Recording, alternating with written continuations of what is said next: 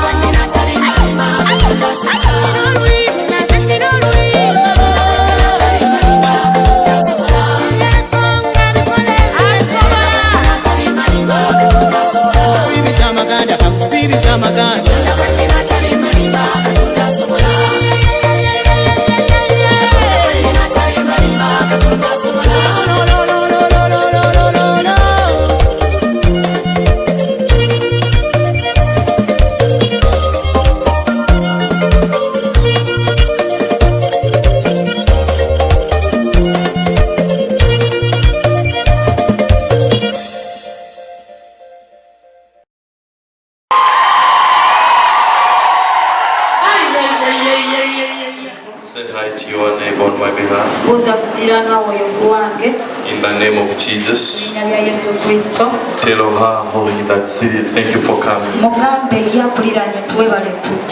Amen. Amen. Glory be to God. I thank God so much for this opportunity given to me to share with you the word of God in this new year. Before I go further, let me say Happy New Year to you. Blessed year to you. Amen. I'm James Tusubira. I'm here for the divine purpose. There's a divine task that I have come to do.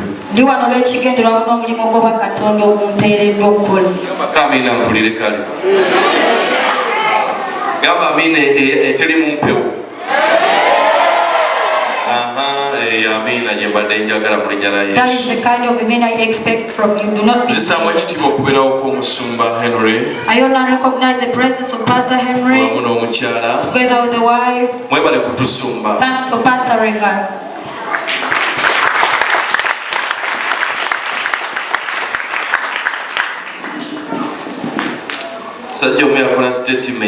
One man made a statement and said,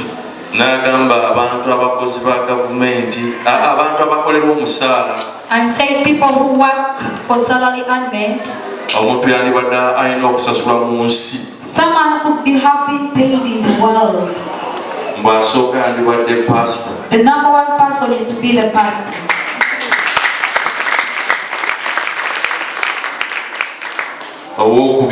And the second kind of person is a teacher. They are the pastors who have to be paid in bulk. And the third was a doctor. Pastor.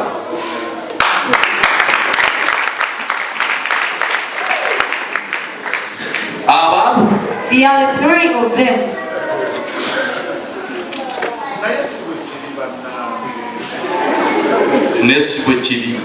That is how it's not.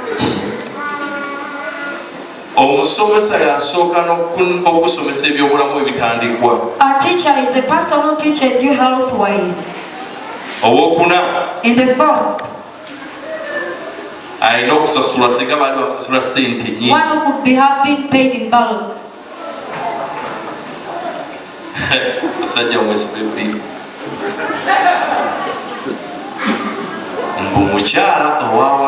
Is a housewife.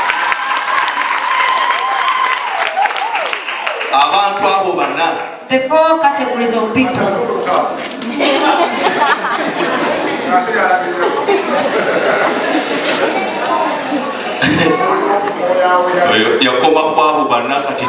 He only stopped at 4 of them. Things concerning the father. If you're next to your wife, give her 20K.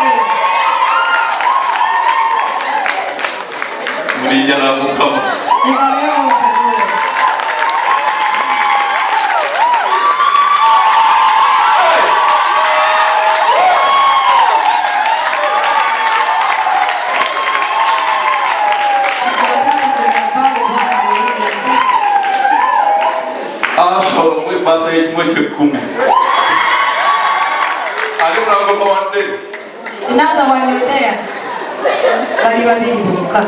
Let them pass. Bring the envelope for the tithe. Hallelujah. Amen. How many of you are seated next to your companion but you've not got anything? They will bring. You're next to your companion but you've not got anything.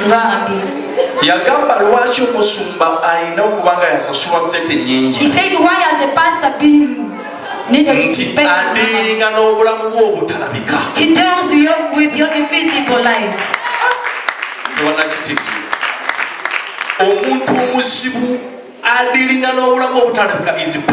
A pastor who deals your invisible life is your pastor. I don't call a spiritual mapping. He has to spiritual map you, see what is really holding your life, what is monitoring you, what is battling your life. The doctor will scan you and say you're suffering from this and that. But if he diagnoses you and says your heart, who intervenes saying that someone is dying, but there is someone who says entering into intervene. Who is that person? I want to let's bless our pastor. Let's get 100 and pay and bless our pastor. Only 10 people with 10,000. Let's bless our pastor.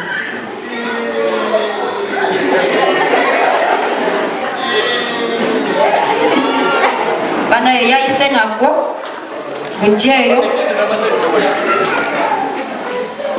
omusawa kebera. The doctor has diagnosed you. You're very hard. Take on.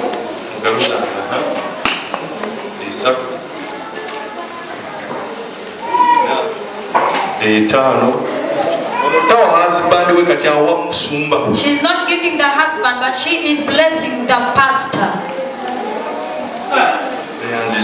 Jala mutwalo alete tano ziba zange. Jala mutwalo ngambe mutwalo. Sigenda kubulira banna. Paka nga kino kimaze. Balakwe mangu yangu twakuwere.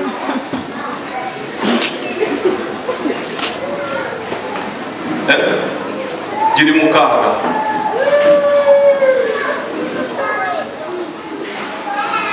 Alete tano zangu. Ogosi mutwalo. Njala tuumusibafe. Tuzaye mutwalo echi. We are married with 40,000. Njala abantu banabo mutwalo. 4 people, you have 10,000 with you there. Mundase. Please save me.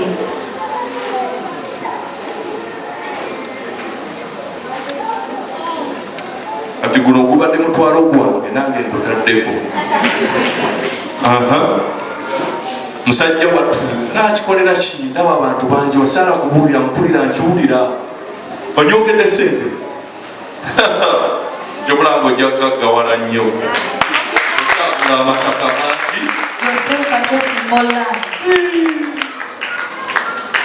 guno mutwalo gwatalinanga okuba munda kama ag'omukisa.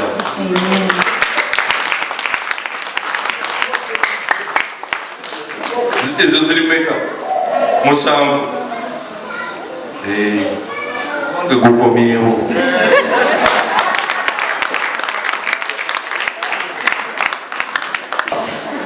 kubira yesu engalo ez'amaanyi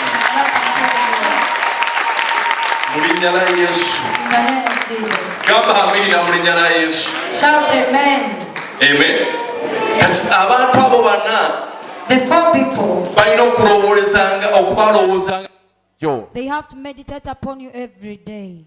Pastor, The pastor, teacher, the teacher, doctor the doctor, ne mami awaka. and the mom at home. Mbwe abantu abo be bataddewo eggwanga. Those are the people who are laying our foundation firm. Abantu abo bategeeza kinene nnyo obulamu bw'omuntu. They mean a lot in the life of a human being. Kyova olabanga kya mutawaana nnyo bw'oba toyina pastor. That's why it is very much terrible if you lack a pastor. Era kiba kya mutawaana nnyo bw'oba tewafuna ku teacher. It is very much terrible if you lack to get a teacher in your Era life. kibi nnyo okubanga tewafuna ku maama. It is very bad for you to have lacked a mom. Mu linnya lya Mukama waffe In the Yesu. name of our Lord Jesus Christ. So abantu abo bana beetaagisibwa. Therefore, those 4 categories of people are needful in human life. Kyova olaba That's why wansi w'enjuba wano under the sun, omusumba wo your pastor, kikulu nnyo it is very much crucial, nnyo very much important okumuwa respect. for you to respect him.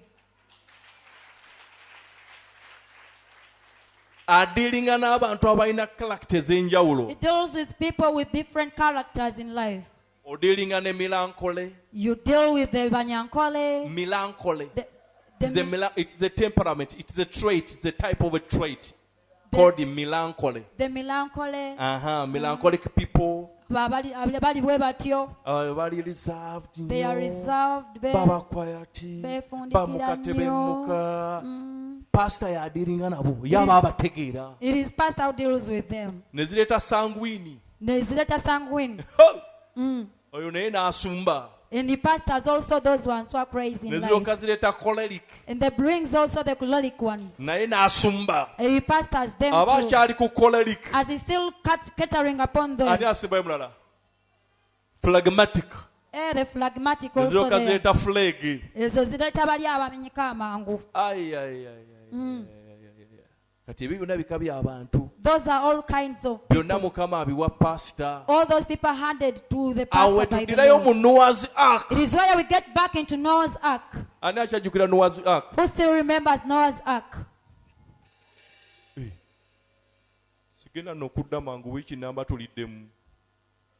Bameka abajjukira Noah's Ark? You're here and you remember the series of Noah's Ark. Eryato lya Noah lye twasomesa wano wiiki namba. The series of Noah's Ark we had here for a week. Spirit of millipede. Mwoyo gw'eggongolo. Ngenda kudda. I'll be back. Mu linnya la Yesu. In the name of Jesus. Amen. Amen. Hold fast what you have. Nyweza ekyo ky'olina. Gwe mutwe gwange. It is my theme today. Mu ddakiika ntono nnyo nja kuba ng'omaze. And in a few minutes I'll be done with it. Mpulira Katonda ampadde ekisa. I feel God has given me the grace Ekikwongerayo ku ddaala eddaala nate. that pushes you to another level in the name of Ekyo Jesus. kikubireko mu ngalo mpulire. May you clap for the Lord. Hold fast Nyweza what you have. ky'olina. Revelation 3:11. Kubikulirwa 3:11. Soma tugende. It says, Agamba atya? nzija mangu, Njija mangu. nyweza ky'olina. Kyolina. Omuntu yenna aleme okutwala engule yo. Omuntu yenna aleme okutwala engule yo.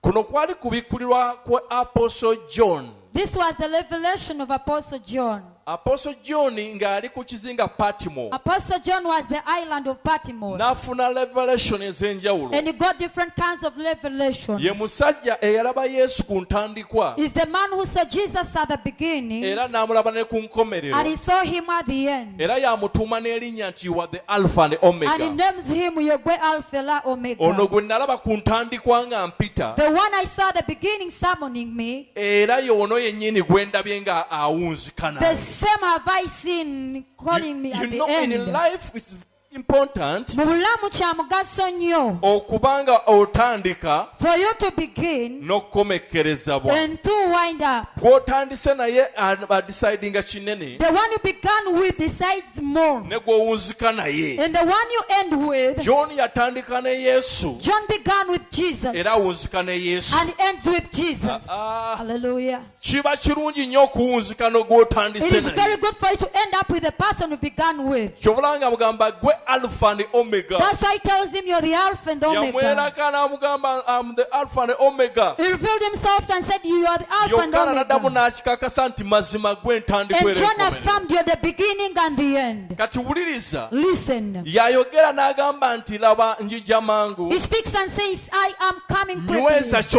ky'olina. Hold fast what you've had. ŋŋenda kusimba essira ku kigambo nyweza I'm going to ky'olina. emphasize more on holding fast into what you have. tebasobola kugamba kunyweza kintu nga They tokirina. cannot tell you to hold fast what you don't have. olina kunyweza ky'olina. You must hold fast what you've got in your hand. katonda agenda okweraga John God revealed himself to John ng'amaze okulaba abantu balina kye balina. after seeing people holding up with something. nange ndi wano okugamba I'm 2020 here to tell you 2020. olina okunyweza ky'olina omuntu yenna aleme You must okukikubbako. hold fast what you have so that someone may not snatch it away katonda from you. bw'agamba okunyweza When God tells you to hold fast, kitegeeza waliwo omunyakuzi gw'alabye, it means there's a snatcher he has seen somewhere. waliwo omubbi gw'alabye, There is a thief he has seen ti somewhere. omuntu ayagala kikubbako. That person wants to rob it away from you. ekintu ky'olina omusajja ayagala kitwala. Something you have, there's someone who is yearning gambe to steal it nyweza from you. ky'olina Hold fast what you have, omuntu yenna aleme so okukikubbako. that anyone may not snatch it away from you. kwatira kwakulinaanye Touch to your neighbor nyweza ky'olina and tell him hold fast what you omuntu have, yenna aleme okukikubbako. so that anyone will not steal it from you. nziruse emisinde I'm rushing ne ŋŋenda mu kitabo kya John 10:10. and going to the book of Yohana 10:10. mu bulamu bwaffe In our lives, mulimu chapter number there 10. is a Sura ya 10. mu bulamu bwaffe In our lives, mulimu John 10:10. mulimu Yohana mu 10:10. bulamu bwaffe In our lives, mulimu Revelation mulimu 3:11. okubikulirwa 3:11. bwe bulamu omukristaayo That is bw'atambuliramu. the life of a Christian. naye olwaleero But today, njagala tutunde ekigambo nyweza I want us ky'olina. to look at holding fast what you have. 10:10 agambye atya? 10:10 agamba bw'ati, omubbi tajja omubbi tajja wabula okubba wabula okubba n'okutta n'okutta n'okuzikiriza. n'okuzikiriza. tuluddemu ffenna mwenna nga mululeekaanira waggulu nnyo. Omubbi Tajja. tajja wabula okubba n'okutta n'okutta n'okuzikiriza. n'okuzikiriza.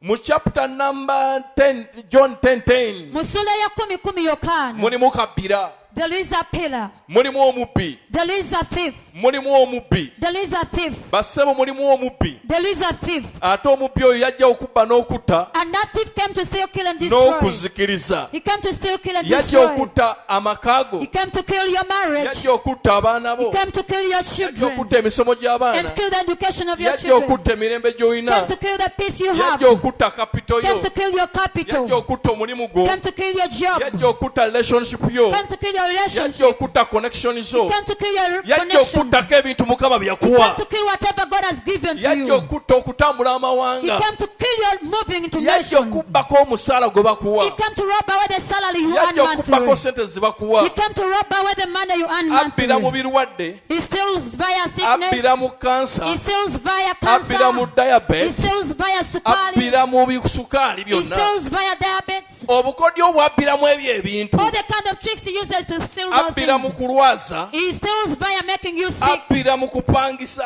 Via renting.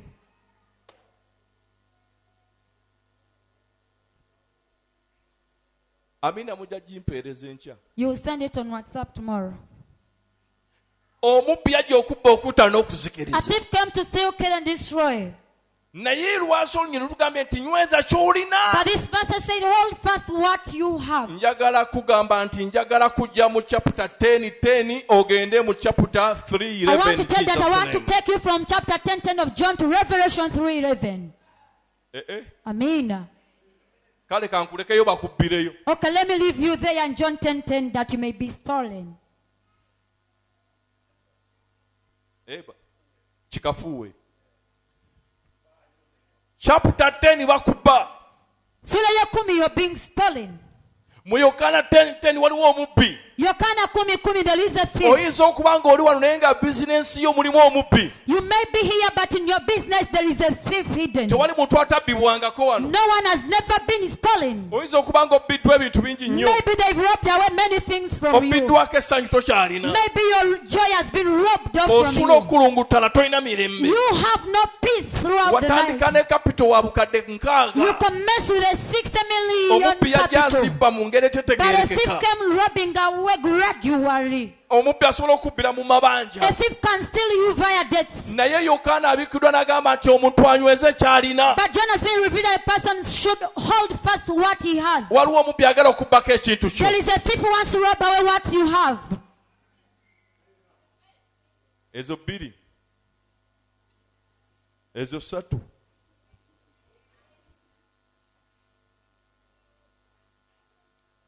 waliwo atabbibwangako wano. Is there anyone you've never been stolen at all?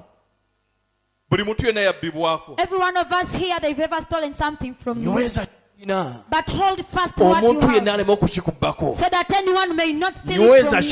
ky'olina. Hold fast what you nyweza have. bizinesi yo. Hold fast your nyweza business. emisomo gy'abaana bo. Hold fast the education of your nyweza children. maleji yo. Hold fast your marriage. nyweza ettaka lyo. Hold fast your land. nyweza okuzimbako. Hold fast your building. nyweza relationship Hold yo. fast your relationship. nyweza promotion Hold yo. fast your promotion. nyweza entebe yo. Hold fast your nyweza throne. obugagga Hold bwo. fast your wealth. nayogedde ku kabaka omu. I spoke about one king. musumba yaze n'amugaziya. Pastor came and labeled niye oli about kabaka him. yanyweza entebe ye na But sacrifice. the other king holding his throne with ebintu sacrifice. bitudduseeko kuba tetumanyi binyweza. Things have gone away from us because we failed to hold relationship them. yo yakomawo kubanga tomanyi binyweza. Your relationship stopped at a way because you did not have a way ekkanisa to yamanyako hold nga it. bwe baakulaba bagenda kuwasa. The church knew that you were going to be naye married. byakomaawo tetumanyi gye But byasirikira. things stopped on the way. We don't know how things failed. omubbi yajja n'abba A relationship thief eyo. came and stole away that omubbi relationship. yajja n'akubbako eddenze. A thief came and stole away the brother omubbi from yajja you. n'awugula omuwala oyo. A thief came and took away the kubanga sister from tewamanya you. kyakola munyweza. Because you did not know something to be waliwo done to ebigambo by'olina establish her. okunyweza mu There are bulamu words bwo. you have to establish in your waliwo life. promises ze bakuba nga olina There ozinyweza are mu some bulamu bwo. promises given to you and you have to establish them in eyo your entebe life. gy'otuulako w'okolera olina oginyweza. That seat where you work from, you have to establish it. okolera mu bbanga olina okunyweza entebe yo mu You banka. work from the bank, so you have to establish that olina seat in the okunyweza bank. entebe ye eya marriage eyo entebe gy'otuddeko eyofuba You oginyweze. have to hold fast that seat of marriage you're seated in. olina okunyweza omulimu gwogwo gwe watandika You have to hold gunyweze. fast that kind of job you began. Please hold olina it fast. okunyweza relationship gy'olimu eyo You have to hold ginyweze. fast that relationship you're in. olina okunyweza connections mukama You zakuwadde. have to hold fast the connections God has given you. kubanga eri omubbi agenda azibba. Because there is a thief going on robbing buli muntu it. kyalina ogenda kinyweza. Whatever you have, everyone is going to hold buli it kyolina fast. olina okinyweza You're going to 2020. hold fast whatever you have. olina okunyweza katonda kye You're yakuwa. going to hold fast what God has given amaanyi you. weegali agakinyweza. The strength abides for you to hold ngenda it kuwayo fast. ennono emu bweti. I'm going to give you one saagala principle. obeere mu yokaana I 10:10. don't want you to be in John togenda 10:10. kuddamu kubbibwa mu linnya la You yesu. shall never be robbed again in the name of amagoba ago Jesus. tegagenda kubbibwa mu linnya Your la yesu. profits are not going to be stolen ngambye again. sente zo tezigenda I kubbibwa mu say linnya la your money yesu. will not be robbed again. kale tebagenda kubibwa mu linnya la Your yesu. shop will not be stolen again. genda go tegagenda kubbibwa mu linnya Your la yesu. destiny will not be stolen again in the name of Jesus. ono nga vunula nnyo tankudde omutwalo agukudde mujja kumpa omulala. mukama akuwa omukisa. erinnya lya mukama lyebazibwe. Praise the name of the Lord. wuliriza Listen, buli kyolina whatever you have, kinyweze. hold it fast omuntu yenna alema so kitwala. that anyone may not snatch it njagala away from you. tutambule. I want us to move. nyina kufulu gye nazze nayo I have a padlock I came along bagiyita with. solex. It's called Solex. eyo yekusibira ebintu byo ne batabibba. That can lock all your properties and no one can nazze snatch ne them away solex from you. akawunge I ettutu came with a ly'olwaliro. Solex today's eyo afternoon. bw'ogiteekako bwe pa When you lock it, omubbi tagenda a thief kugimenya. will not break it. omubbi tagenda A gikugjako. thief will not take it away from you. njagala katonda anyweza obujulizi bwe watuwa ku 31st. I want God to hold fast the testimony you got on njagala 31st. katonda anyweza obujulizi bwe watuwa emyaka 2 I want emabega. God to hold fast the testimony you gave us 2 years njagala back. katonda anyweza obujulizi bwe watuwadde omwaka I want guno. God to hold fast the testimony you gave njagala us this katonda year. anyweza ekyamagero ekyo kye wagamba mukama I want kikoledde. God to hold fast the miracle he said God has done saagalayo for you omubbi this year. akikubbako mu linnya la I don't yesu. want to see any thief rob it njagala from you. katonda anyweza omwami oyo iwe babiri nga I mwenna want God to hold mukootakoota fast mu linnya that la husband yesu. of yours so that you may grow all together. agamba amiina mpulire. Say amen. tugende mangu mu Matayo. Let's go into Matthew. Mu linnya la Yesu. In the name of Jesus. Matayo 8. Matthew chapter 8. Lunyiro olusooka. Verses 1. Gamba amina mpulire. Say amen if you're there. Nyweza ky'olina. Hold fast what you Omuntu have. yenna aleme okukikubbako. So that anyone may not snatch it away Nyweza from you. by'olina. Hold whatever you have. Nyweza obulamu bwo. Hold your life fast. Katonda ayagala kusimba. God wants to root you. 2020 Mukama ayagala kunyweza. The Lord wants to establish you. Katonda agenda nyweza bizinesi yo. The Lord is going to establish your business. Katonda ayagala kunyweza bulamu bwo. The Lord is going to establish your life. Ayagala kunywereza mu kibuga ne mu The bibuga Lord ne wants to mawanga. establish into cities, into countries, and in nations. Naye luli watuwa obujulizi. But last time you gave us the testimony. Ate kati wagamba nti ate byafa. And right now you're telling us things have collapsed, things have failed. Tunyweze entebe zaffe. Let's hold fast our seats. Nyweza namulondo yo gy'ofugirako. Hold that throne you're ruling from. Kubanga wasikira namulondo. Because you inherited that throne. Tomanyi yali agituulako mu banka eyo namulondo yo. You don't know the person who was sitting on it. That is Edduuka your ne waddamu throne. okuyingira tomanyi yalirimu. The shop you entered next, you don't know the person who was once Eyo in it. namulondo yo. That is your own throne. Olungi luli mu bassekabaka. The verse is in the Kings. Ne lugamba nti awo kabaka n'afa ne kuddako mutabani we namulondo ye And n'emutta. say that the king died and the son succeeded him and the throne killed him. Namulondo gy'otulako esobola okutta. The throne you inherit, it Bw'oba can kill you. toginywezezza. If you've not established it. Ky'obalaba buli ekifo ky'oyingiramu. That's why the position of place you Waliwo enter in. eyakirimu okusooka. There is one who was in it at first. Awo wali waliwo yakusookawo. Where you had is one who was there at Kati first. tugenda nyweza namulondo So zireme you're going to okutta mu linnya la establish a Yesu. throne so that they may not kill you in the name of Jesus. Awo wooli togenda kufa mu linnya la Where you Yesu. are, you're not going to die in the name of Jesus. Ekyatta omukazi oli eyasooka ofumba. What killed the other first woman Bwe in that tekigenda marriage? kutta mu linnya la It will Yesu. not kill you in the name of Jesus Kale Christ. ayinza okuba teyafa. She might not have Naye died. ekyamutwala gwe tekigenda But kutwala what mu took linnya her la out Yesu. of that marriage will not take Musajja you. gwe ekyatwala omukazi eyasooka tekigenda No kutwala matter wakubiri. what took the first wife will not take the second wife. Ezo you namulondo have. tugenda zinyweza mu We are linnya going la to Yesu. establish the thrones in the name of Jesus Saagala Christ. namulondo eyagisookako. I don't want the first person who went into that Ate throne. ng'ogiddeko egyekutte. That's why you come on it and it will kill you Namulondo instead. n'emutta nga bwe yakola kitaawe That the throne yasookawo. killed him like it did it to the first father who was Nyweza in Nazareth. ky'olina. Hold fast what Omuntu you yenna aleme have. okikuggyako. So that anyone may not snatch it out Nyweza from omulimu you. gw'omuntu yenna aleme ogukuggyako. Hold fast that job so that anyone may not take Nyweza it out from you. amagenda g'omulaba aleme ogabba. Hold fast your destiny so that a thief may not steal it from you. When he was come down from the mountain, Bwe yava ku lusozi, great multitudes followed him. ebibiina bingi ne bimugoberera. Kati ali ku kompyuta n'asooka abongotamu awo. And behold, there came a leper Kale laba omugenge and n'amusemberera worshipped him, n'amusinza saying, n'agamba nti, Lord, Mukama, if thou wilt, Mukama nga bw'oba oyagala thou canst make me clean. oyinza okunnongoosa.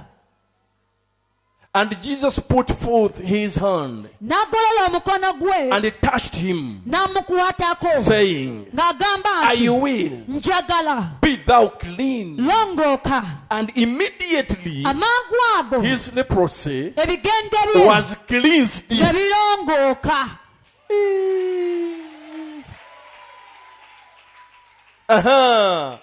And Jesus said Yesu n'amugamba nti, unto him, n'amugamba nti, see thou tell no man. laba tobuulirako muntu. See thou tell no man, Laba tobuulirako muntu. but go thy way, Naye ddayo shew thyself weerage to the priest, eri kabona and offer the gift omutwalire ekitone that Moses commanded Musa kye yalagira for a testimony unto them. kibeere omujulirwa gye bali. What do you see in that verse? Kiki ky'olaba mu lunyiriri olwo? What's there in the verse? Kiki ekiri mu lunyiriri olwo? According to hermeneutics Okusinziira ku nzivunula ya Bayibuli and homiletics, n'embulira ya Bayibuli, what do you see? kiki ky'olaba? Who was talking? Ani yali ayogera? To whom? Era ng'ayogera eri ani? What they were talking about? Baali boogera ku ki? Where did they start? Ye baatandikira ku ki? Amina.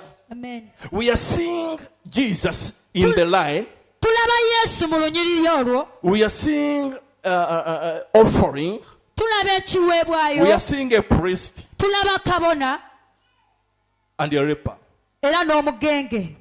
Bye biri mu lunyiriro lwe ebikulu. They are the great things in that verse. Amen. Nyweza ky'olina omuntu aleme kikuggyako. Hold fast what you have so that no one will snatch it away from you. Omugenge bwe yajja, When the leper came, abeeno nga kilaasi nnyo.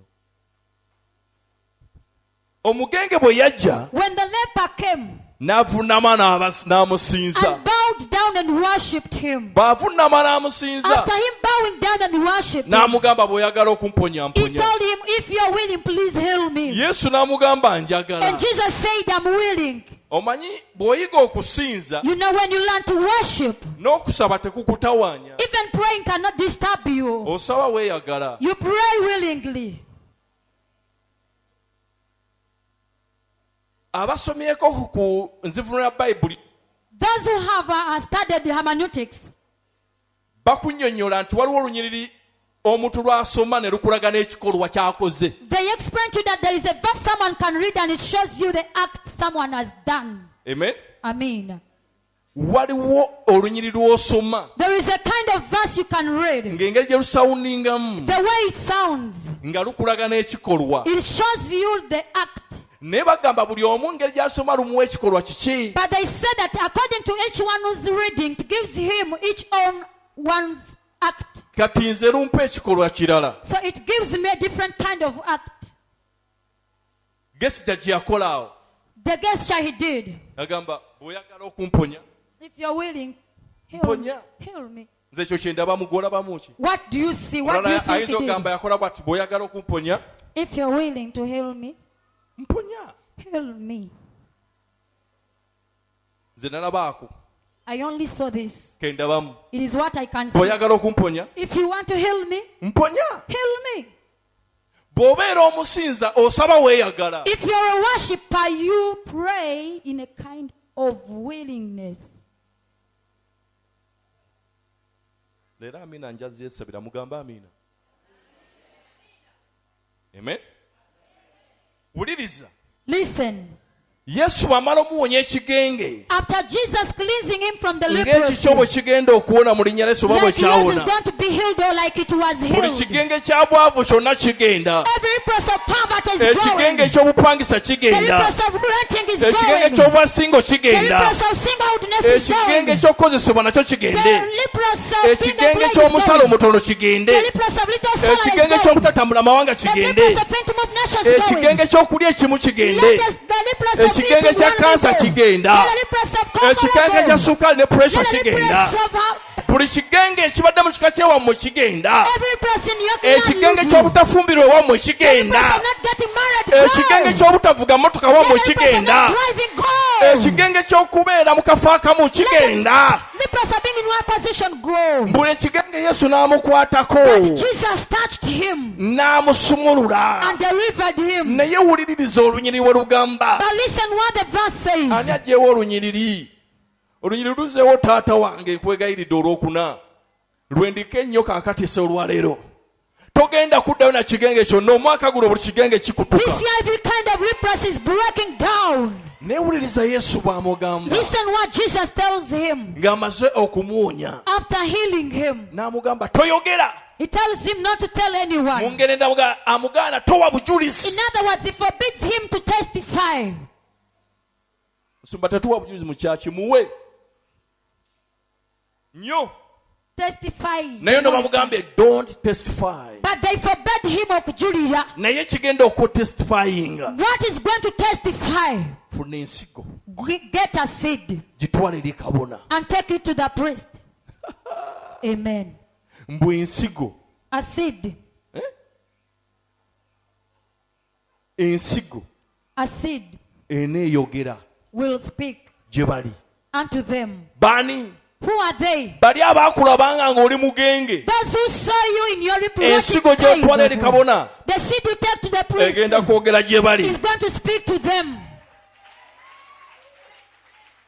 Banaakulaba ng'oli mu Prado ovuga ng'olwo ensigo eyogera si When they see you in y'omuvubuka your wawali. Prado driving, then the seed will be speaking for you. Aba munfunye.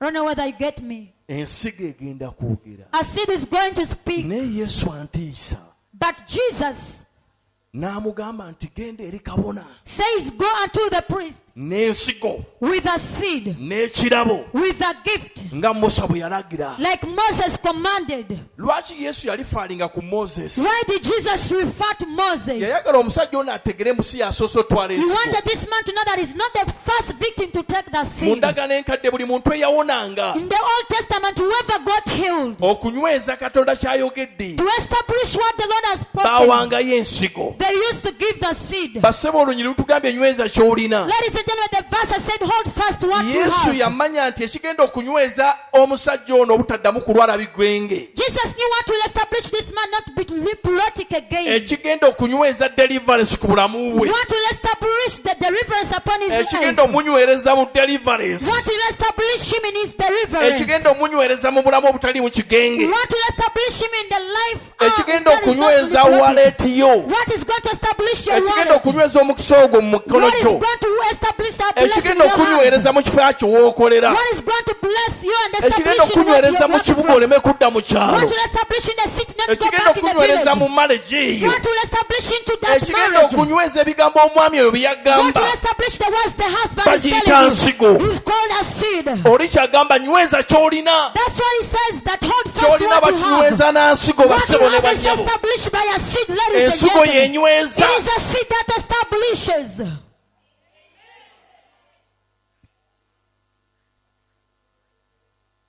Wangi Hello?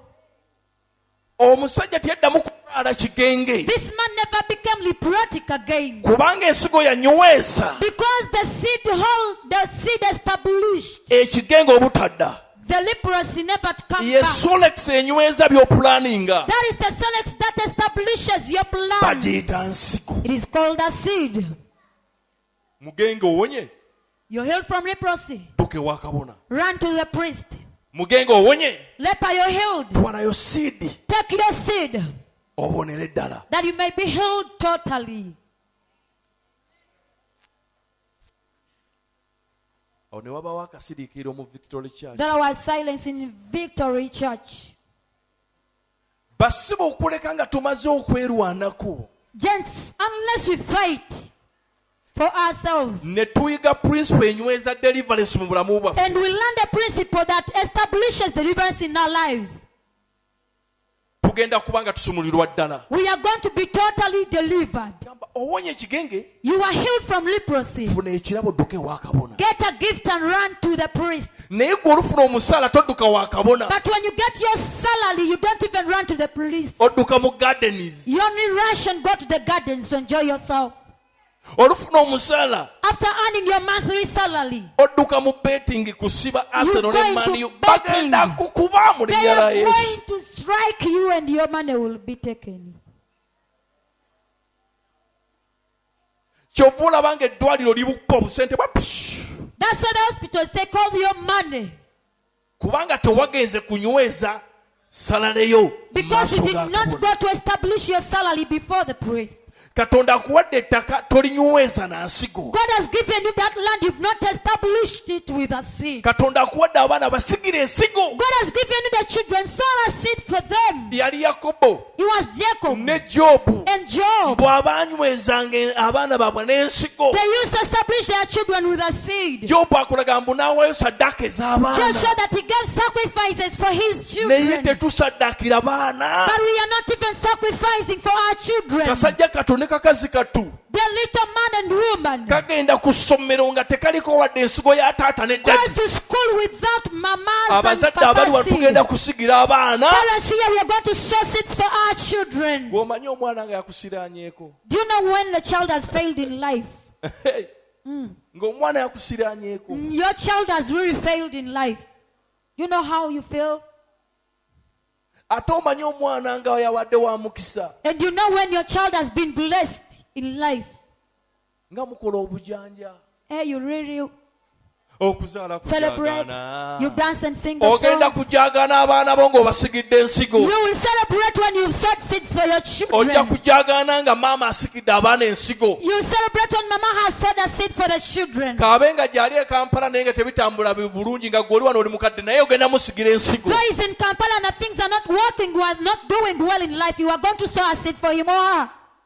Ffe January tumumalako nga tusiga. January, we spend the whole of January sowing Omwaka seeds. tugugulawo na nsigo. We open up a year with seeds. Kyolanga Bayibuli egamba Leviticus That's what the Bible says in nti Byabalevi. munaaleetanga ensigo ez'omwezi ogw'olubereberye mu mwaka. You shall bring the first seeds of the first month in the year. Munaaleetanga ensigo omwezi gwonna. The whole month, Awo ffe we tuyimiridde it is where we are basing. tuba tugusigira. We are sowing for it. Tuba tuwanula ebyamagero mu 2020 We are bringing down the miracles in nga 2020 tunyweza Katonda byatusuubiza as we hold fast what the Lord promised n'ebyo us byatuwadde. with what He has given us. Bw'oyingira mu kilaasi evuga emmotoka oleme kuvaayo. When you enter into the class of driving, you will not come out of Bw'oyingira mu it. kilaasi ey'abazimbi amayumba oleme When kuvaayo. you enter into the class of those that built houses, so that you may Bw'oyingira not mu come out kilaasi of it. y'abafumbo oleme When kuvaayo. you enter the class of marriage, you will not come Ensigo out of it. ekunywerezeeyo. Let us see the establish you therein. Amen. Obeeko kilaasi gy'oyingiramu oginywereze. That we may enter a certain category of class and be established therein. Naye obuzibu bwe buli Where the problem is, tuli basabi balungi. we are good prayer warriors. Bye tusabira tetubinyweza na nsigo. But what we pray for, we don't establish it with a seed. Kubireko omuvunuzi wange engalo. Kale ngenda nakukyusa enjiri musobole okunziramuko ku amiina musimayiringe. Tewali n'omu asimayiringa. No one is smiling. I'm going to change the gospel I've come with today so that you may smile and send amen to me. Nkyuse? Should I change? Ogenda funa emmotoka. You're going to get a car. Olaba basese. Basimayiringa. Kiraba. Busimayiro obulaba obadde obulungi bwonna. All Abulabika those bulungi nga good smiles, the musimayiringa. beautiful smiles around. You look good when you smile. Gwali olabyeko embeera ng'ekutta omuntu ng'ayina atunula ng'ekimotoka kya tiyaggaasa ati. Have you ever seen someone olden by a certain circumstance and is looking like a walk club, a walk up? Amen. Amen. Bw'onooba ofuluma wano If you're moving out of here, ogenda kulonda wali ekyapa nga kiri mu mannya go. you'll go and pick a land title on your names. Toziwulira we zijja. Eyo enjiri That kind of gospel. yabeerangawo edda It was once nga twakalokoka. in those days when we had just newly been born Gagamba again. nti buli kimu kikireiminge. They said, claim everything. Nga bw'olaba emmotoka eyitawo. If you see a car bypassing, I claim that kind Jesus. motoka eyo ngitwala mu linnya lya Gwe gwali Yesu. mwoyo gwa bubbi. It was a spirit of theft. Genda ku kabbanka n'okakwatako nkiriminga ssente zonna ziri mu You go into bbanka. a certain bank and you touch on it. I say, I claim all the Twawona money in this buwonyi bank. butatukuba. We were just saved from not being beaten. Yee. Mukama yebasibwe. Praise the Lord. Buli kintu kyonna okinyweza na nsigo. Everything you hold fast with a seed. Yokaana kyagambye nti omuntu yenna nyweza ky'olina. That's what John said, that hold fast what you have, Omuntu yenna aleme okukikubbako. so that anyone may not steal it away from you. Nyweza ky'olina. Hold fast what you have. Bakinyweza na giving. They hold it fast with giving. Bakinyweza na nsigo. They hold it fast with a seed. Twali mu conference. One day we were in a conference. Sumba Namutebi n'atugamba And Pastor Namteb told us, timukoma ddi okwogera ku kuwaayo. when will you stop speaking about giving? N'agamba abasumba tusaba nnyo nga tusabira abantu. He said, pastors, we are good at praying and while praying for people. Ne musigala nga mugenda sula njala. And you remain going to stay hungry. Gw'osabidde agenda sula njala n'owasabye The one you prayed for is going to take the whole night hungry, and you too is going to remain mwembi mugenda hungry. sula ki You too, both of you are going to remain hungry. n'atugamba paka nga muzeeyo nga muyigiriza abantu kye bayita kuwaayo Said nsigo not until you go back and teach people the principle of giving. emizimu egimu giwulira nsigo Some demons hearken unto the seed.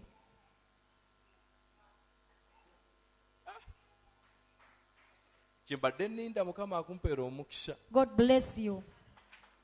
dayimooni y'obwavu A demon of poverty ewulira nnyo amaanyi g'ensigo okusinga ag'essaala hearkens more the power of the seed more than that of prayer.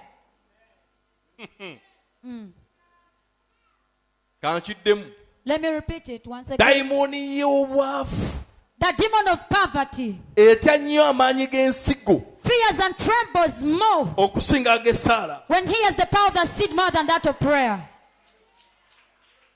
yali ani musumba henry yali just smith wigothiworth yali ani yawandiika mu kitabo kye n'agamba nti abantu abasingayo obwavu Say that most people who are the poorest are intercessors begayirizi.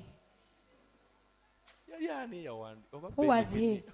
kwaba abasajja aba katonda Among those n'agamba lwaki generals. He said, why? ti bo baalookingira mu kwegayirira They looked in interceding. tebawa bimu bya 10 They don't tithe. tebasiga They don't sow. babeera mu ki They are always in intercession. ba intercessor mu kawulidde ako Abegayizi, have you heard? si abaawano Not of this church. abaawano bagagga si Of baavu this church are not poor. amen yagamba nti babeera bize mu kwegayirira nnyo He said they are always busy in interceding. n'ebyokuwaayo bo bamanyi okwegayirira But things concerning giving, biba biwedde they know those are done. naye ensigo But the seed egenda kunyweza buli kye will baakusuubiza mu linnya establish lya whatever Yesu is promised to you in the name of Jesus. taata bobu ali mu kusuubiza ngenda kugulirayo akamotoka nno Tata Bob is promising to buy for you a car. onimba You're lying. ekigambo olukyogera kikwata okisigira ensigo When the word is spoken, please grab it and sow a seed for naye kino it. okisigira ensigo And say, I'm sowing a seed for my claiming car. ebigambo bya taata bobu Claim Tata Bob's words. with a seed N'ensigo. prophecy z'olina ku bulamu bwo Obunabi bwonna that you have upon your life, bunyweze n'ensigo please hold them fast with a seed. kigenge kigenda na nsigo The leprosy goes with a seed. deliverance etambula na nsigo Okusumululwa kugenda na nsigo. ono olwasumulwa bwe pa olwasumululwa bwe pa When he was delivered immediately, omugamba dduka they said, run. yesu ennyini yamusindika agende atwale ensigo It is Jesus who sent him to the priest to take his seed. yamugamba genda onoonye kabona Said, go and seek for the priest. bw'ototwala nsigo ekigenge kidda dduka If you don't take the seed, the leprosy will come back to you. wandiwaayo obujulizi mwaka gumu ogujja n'oddamu mu bwavu You may testify your testimony the same year you get back walituwaayo into obujulizi poverty. bw'omulimu myezi 3 ogw'omusanvu nga waba You kugobye may testify that you got a job in 3 months in the month of July you kuba sacked. tewagunyweza na nsigo Because you did not hold it fast with a seed. basebo ne banya ebintu bimu tubinyweza na nsigo Ladies and gentlemen, some things we hold them fast with a seed. deliverance enywezebwa na nsigo Your deliverance is established with a seed. amina Amen. abantu batankuufu mukama ebasibu abaana bagambako wano njukira nali n'omusajja wa katonda nga tulina we tuva I remember we were with a man of God and we were coming from somewhere. we twayita So where we passed, waliwo omuzikiti there was a mosque. ng'omusajja ali mu kusomesa bayisiraamu The man was teaching the Muslims kuwa kimu kya 10 tithing, naye nga byonna alifaalinga ku bapentekote but he was referring all unto the Pentecost. mulaba abantu bano Do you see these people? abantu abo mubalaba Do you see them? emisinde gye baliko Do you see the kind of speed they have? amativi gonna amalediyo gonna agasinga omungi kati gaabwe The televisions, the radio stations, most of them belong to them. ng'abuulira abantu kusomesa kuyiga He kimu was kya 10 teaching the Muslims learn how to tithe. bali mu kushifutinga So they were shifting. amina Amen. bava mu kukola ki They were shifting. Oyo mumuleke. Mutunuulire nze nzekka. Look at me. Amina. Basenguka. They were shifting. Balina we balaga. They were heading to somewhere. Lwaki? Why? Kuba bategeera amaanyi. Because they discovered the power Gaba Pentecote we gali. of the Pentecost where it is. Kusaba. In prayer, Nsigo. the seed, Kimu kya kumi. and the tithe. Bakuba olukuŋŋaana awo waliwo olukuŋŋaana lutera okubeerawo emyezi ebiri awo bwayise. They normally hold a conference like in 2 months. Naye nabo mu kusooka nali singa salaba kanzu n'antalabuusi nali manyi pastor. At first I thought he was a pastor before I saw their cape and their Nga mpulira bayita ensigo. tonics. I heard them called a seed. Bayisiraamu bayita ensigo. The Islamic people were calling for a seed. Naye ng'abantu badduka okuwaayo ssente wali. But people were really running to give their seed. Omusiraamu w'aba atandise okuwaayo ensigo kati ate gwe w'omwoyo. If a Muslim has started giving a seed, what about you, the spiritual? Kubira Yesu engalo ez'amaanyi Love mpulire. unto the Lord mightily. Ekigenge kigenda genda. The leprosy is going to get away. Naye omuntu akigamba stop. But the person who says stop, Tokomawo. don't come back again, Nsigo. is a seed. Obwavu bugenze. Poverty has gone. Naye abugamba stop. But one who stops that poverty, Ensigo yeggalira ekigenge wabweru. it is a seed that shuts leprosy out. Ensigo yeggalira ekikola wabweru. It is a seed that shuts the curse out. Pastor wakitema. When pastor cuts it off N'akikutulako. and breaks it off, Olina okuggalawo. you have to shut. Bagazaawo nsigo. They shut with a seed. Kyekyali ku mwami oyo. It was upon this man Kyomaze okuwona. that you are delivered. Kaakati we bituuse. Now as it has come, Twala ensigo ewa kabona. take your seed unto the Mu priest. ngeri endala mugambye eggalawo. In other words, your seed shut Kigenge tekikulaba. so that the leprosy will not see you. Weetaagayo ensigo ekuggalira mu You need mukisa gwo. a seed that will shut you in your Weetaagayo blessing. ensigo ekuggalira mu banka gy'okola. You need a seed that will lock you in the bank where you Weetaagayo are ensigo from. ekuggalira ku mulimu ogwo gw'okola. You need a seed that will lock you into that job you Weetaagayo work. ensigo ekuggalira ku musaala ogwo gw'ofuna ogwa miliyoni 2.4. You need a seed that will lock into that salary you earn or 2 Naye ffe M or bwe 5 M. tuyingira mu ofiisi nga batuwadde emirimu. But when we enter to the offices Bwe after tuyingira mu being given organisation jobs, nga batuwadde omulimu. after entering some Bwe tuyingira mu organizations, companies nga batuwadde emirimu. after entering some companies Bwe when being tuyingira mu maduuka nga employed, batuwadde emirimu. after entering some shops being employed, Tetweggalira. we don't lock or shut ourselves in. Oleka kyangaala. You live when it's open. Tuyige okweggalira. Let's learn to shut ourselves in. Omwana wo ofunye sente zimutwala ku ssomero. You've got money for your child. Galabo. Shut Gambe nkunywereza mu ssomero tolivaamu mpaka ng'omaze okutikirwa mu and makerere. say, I establish in that school. You never come out of that school. Never drop out until you graduate. Tubaggalireyo mu masomero. Try and lock your children in the schools. Amiina. Abazadde mumpuubireko. Parents, wave unto me. Mwenna. Buli muzadde nkulagula ssente ezikuzzaayo abaana mu ssomero. Every man I prophesy that you may get the school fees for your child. Requirements zonna Mukama azireeta. May the Lord bring all the requirements needed for your children. Tuleke awo okuggula ne tutaggalawo. Let's stop opening and we fail to shut. Isaaya. Isaiah. Ndowooza Isaaya. I think Isaiah. Eyalagula kabaka. Prophesy the king. N'amugamba lwaki And said, why wakkiriza kabaka w'Abasuuli did you allow the king of Assyrians najja ayingira to come and enter n'akubbako byonna and rob away whatever you have? eby'omuwendo omungi. All the precious things you Laba have. ekikomo kya zaabu See, nakyo yakitutte. he has taken the gold you had. Yakkiriza kabaka n'ayingira He allowed the king of Assyrians to enter n'ajja atwala buli kintu kyonna ekyali mu yeekaalu, and took away everything that was in the ekyali temple, mu lubiri lwa that bwakabaka. was in the palace of the king. Tokkiriza kabaka kuyingira. Don't allow that king to enter. Yalino nakapoloti ako wakasasula obukadde 10. May come for that plot you've just paid for 10 M. Bwe wakasasula teweggalira. When you paid for it, you did not shut yourself in. Tewaggalawo. You did not lock. Kyovulaba nga bakakayanira abantu 6. That's why 6 people of them are quarreling for it. Onkusabira bw'onoogula yika z'ettaka oggalewo mu linnya I la pray that Yesu. when you buy 6 hectares of land, you may lock oyingire mu close. kibanda ky'emmotoka weggalireyo. May you go into the car bond and shut yourself Mukama there. eno bwe njikoowa Father, nkomyawo when ne I'm bampa fed up of endala. this one, I'll bring it and I'll get another new brand. Gomanyi bwe kiruma nga wabeerako ku mmotoka n'egenda n'etedda. Do you know when it looks how it is painful when you once had a car and it goes and fail to get another one? Bameka abakola mu banka wano? How many of you are bankers here?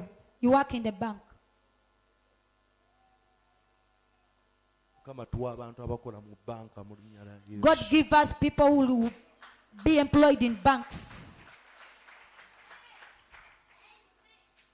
Buli w'oyingidde weggalirewo. Wherever you enter, please shut yourself in. Ogambe Mukama wano nvaawo nga nkoze kyange. And say, Lord, I will shift from this place when I've started up something that belongs to me. Kabaka ajja kutwala bya muwendo. The king comes for precious things. Muŋŋambire akwinaanye. Tell your neighbor. Mukwate nako munyenye muto Please mutya. shake your neighbor. Fear not him or her. Mugambe kabaka. Tell your neighbor that the king, W'Abasuuli. the king of Assyrians, Ayagala kuyingira kutwala bya muwendo. comes to take precious things. Naye yiga okuggalawo n'ensigo. But learn to close with a seed. Kabaka tumugalire na nsigo. Let us shut with a seed. Ekigenge tekikomawo. Let the leprosy never come back. Bw'osoma Bayibuli When you read the Bible, ekulaga bulungi nnyo it shows you very well nti abagenge baali 10. that they were 10 lepers. Bonna ne bawona ebigenge. They were all healed and delivered Naye from omu yekka leprosy. yakomawo ne yeebaza. But it's one who came back and fast. Yesu abuuza temwabadde 10. Jesus asked, were you not 10? Omwenda guluwa? Where are the 9? N'amugamba gwe wonera ddala. And he said, be healed totally. Olowooza yakomawo kwebaza naki? What do you think he came back to thank with? Yalina ekitone. He had a gift. Yalina ensigo. He had a seed. Bw'owaayo ensigo owonera ddala. When you give a seed, you're healed indeed. Ate ebiseera ebisinga abagenge abo mbasomesaako ng'ekimu eky'ekkumi. Most of the times I teach about those lepers as the tithe. Kuba Yesu abuuza tebaali mwenda. Because Jesus asked, were you not 10? Where are the 9? Omwenda mugulabye? You've seen the 9. Ani akalaba? Who is seeing it?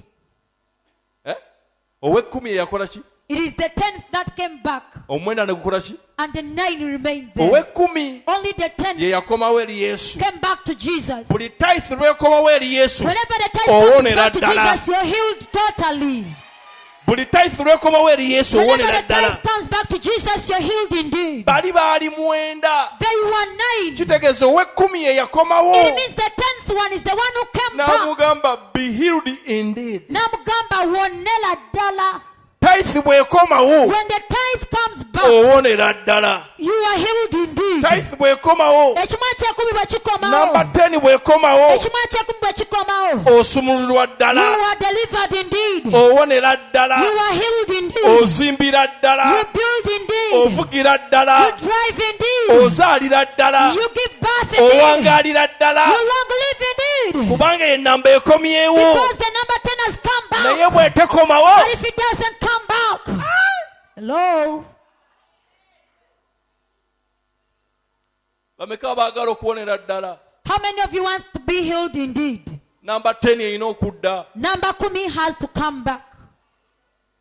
Bw'etedda If it doesn't come back, kusinziira ku Yesu. according to Jesus, Gamba gwe wonera ddala. he said, you be healed indeed. Kitegeeza bali baasigalamu olugengegenge. It means they remain leprotic somehow. Bameka abagenda okweggalira. How many of you are going to shut Gamba yourselves in? okusinziira ku njiri eno gye mpulidde. You say, according to the gospel I've heard, Njala kuggalawo. I want to shut. Tugenda kuggalira abaana baffe mu masomero. We are going to shut our children in the schools. Mu linnya la Yesu. In the name of Jesus. Tugenda kweggalira mu bibuga. We are going to shut ourselves in the city. Tweggalire mu Amerika. Let us shut ourselves in America. Katonda bw'aggulawo oggalirayo ddala. God opens, please shut indeed. Katonda abeeko gw'aggalira mu nnyonyi. Let God shut someone in the plane. Nga tozivaamu. That will not leave them. Amen. Tweggalire n'ensigo. Let us lock ourselves there with a seed. Owonya ekigenge. You're healed from leprosy. Galawo. Please close. Naki. With what? Gende ewa kabona. Go to the priest. N'ekiweebwayo. With an offering. N'ensigo. With a seed. Ekuwonyeza ddala. That will heal you indeed. Hello. Hello. akubye engalo Mukama akuwa omukisa. God bless you for your claps. Olaba nze nagamba maama ansigira ensigo n'agisiga. I told my mom to sow a seed for me and she did. Kama yakitubikulira eyo kyaki. The Lord revealed it to us at church. Bade batandika okuddayo maama baabwe nga bakadde nga babasigira ensigo. And they started sowing seeds for them.